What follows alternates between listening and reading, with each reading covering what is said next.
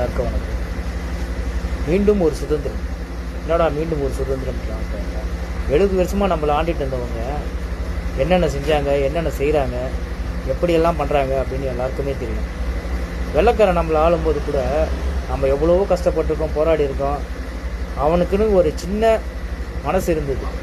ஆனால் இப்போ இருக்கிற கொள்ளைக்காரனுங்க அப்படிலாம் கிடையாது. நம்மளை என்ன வேணால் செய்வாங்க, எப்படி வேணால் செய்வாங்க.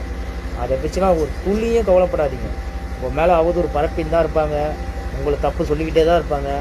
ஆனால் உங்களுக்கு தெரியும், நம்ம தலைவருக்கு தெரியும் நீங்கள் எப்படி எந்த மாதிரின்னு. இல்லைனா உங்களை கேண்டிடேட்டாக செலெக்ஷனே பண்ணியிருக்க மாட்டாங்க.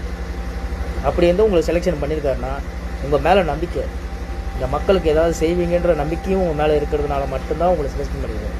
உங்கள் மேலே என்ன அவதூறு பண்ணாலும் நீங்கள் கவலைப்படாதீங்க, நாங்கள் இருக்கோம். நீங்கள் தைரியமாக இருங்க.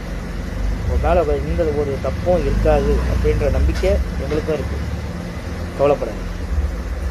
பேராவூரணி சட்டமன்ற தொகுதியின் தமிழக வெற்றி கழகத்தின் வேட்பாளராக என்னை அறிவித்திருக்காங்க. என் பேர் சந்திர காண்டிபன். என் பேர்ல கஞ்சா வழக்கு இருக்குன்னு சொல்லியிருக்காங்க. அந்த கஞ்சா வழக்கு உரிய செக்ஷன்ங்கிறது இதுதான். இது எனக்கு எங்க வேணாலும் கேட்டுங்க, விசாரிச்சுங்க. இன்றும் சரி, 10 ஆண்டுகளுக்கு முன்னாடி சரி, என் பேர்ல இது மாதிரி வழக்குகள் இல்ல.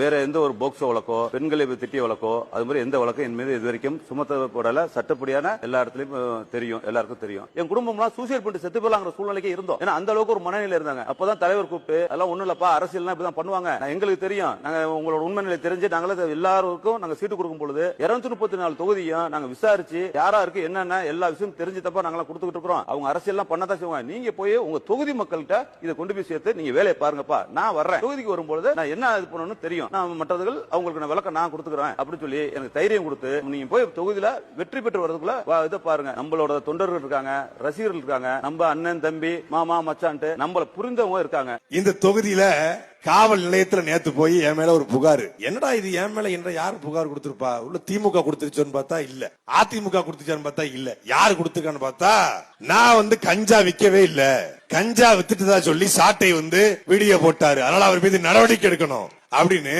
வாழும் நேர்மையாளர், வாழும் உண்மையாளர், போன வாரம் வரைக்கும் பிஜேபி இருந்துட்டு இன்னைக்கு தாவேக்காங்க வந்திருக்கிற இந்த தொகுதியின் தாவேக்கா வேட்பாளர் காண்டியப்பன் சந்திர காண்டிவன் அவர் என்ன சொல்லிருக்காப்ல, நான் கஞ்சா வழக்குலாம் இல்லங்க, ஒரு கொலகேஸ் தாங்க என் மேல இருக்கு, கஞ்சா வழக்கு இல்ல கொலகேஸ் தான் இருக்கு, தப்பா சொல்லிட்டாப்ல, சாட்டின்னு இருக்காப்ல, மன்னிச்சுக்கோங்க ப்ரோ, என் மேல கஞ்சா கேஸ் இல்ல, ஆள் கடத்தல் வழக்கு தான் ஒரு வழக்கு இருக்கு. கஞ்சா வழக்கு தமிழ்நாட்டில் இல்ல தம்பி, சித்தூர்ல ஆந்திரால வழக்கு இருக்குல்ல, எடுத்துட்டேன் தம்பி, தம்பி காண்டிபா எடுத்துட்டேன். தமிழ்நாட்டுல எஃப்ஐஆர் பூரா எடுத்து போட்டிருக்காப்ல, 8 எஃப்ஐஆர், அதுல கஞ்சா வழக்கு இருக்கா தமிழ்நாடு போலீஸ்ல?